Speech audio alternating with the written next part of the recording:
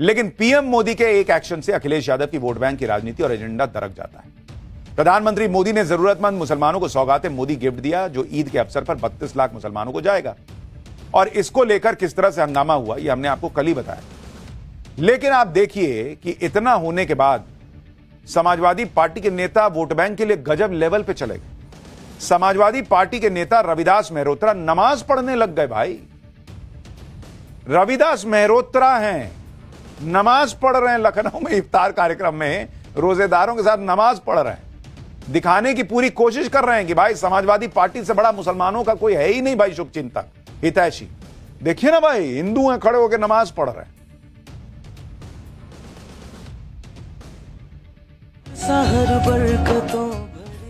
ये तस्वीर है, अलग लेवल पे है भाई, अलग लेवल कि मतलब मुसलमान को लगना चाहिए कि हम उनके साथ हैं तो नमाज भी पढ़ें। रविदास मेहरोत्रा ने क्या सोचकर और किस मकसद से नमाज पढ़ी, ये तो वही बता सकते हैं। लेकिन रविदास मेहरोत्रा के इस तरह से नमाज पढ़ने से कई मौलाना नाराज हो गए। मौलानाओं का कहना है कि समाजवादी पार्टी राजनीति में मजहब का इस्तेमाल कर रही है। अगर रविदास मेहरोत्रा को नमाज पढ़ने का इतना ही शौक है तो पहले मुसलमान बनिए, फिर आराम से नमाज पढ़िए, रोजा रखिए, हज करिए। सुनिए मौलाना शाहबुद्दीन बरेलवी ने क्या कहा। समाजवादी पार्टी के लोग जो हैं मजहब को राजनीति के तौर पर इस्तेमाल करने की कोशिश कर रहे हैं, मगर ये तमाम चीजें शरन और वसूलन और अखलाकन हर एतबार से गलत हैं और निंदनीय हैं। मैं इसकी भरपूर अल्फाज में मजम्मत करता हूं और मैं मल्होत्रा साहब से कहूंगा कि नमाज अगर उनको प्यारी है तो बेशक आ जाइए, कलमा पढ़ लीजिए, मैं आपको मुसलमान कर लूंगा। आप फिर कलमा पढ़िए, नमाज पढ़िए, रोजा रखिए, हज करिए, ज़कात दीजिए, तो बेहतर होगा। आप कलमा पढ़ लेंगे तो मैं गले लगाने के लिए तैयार हूं।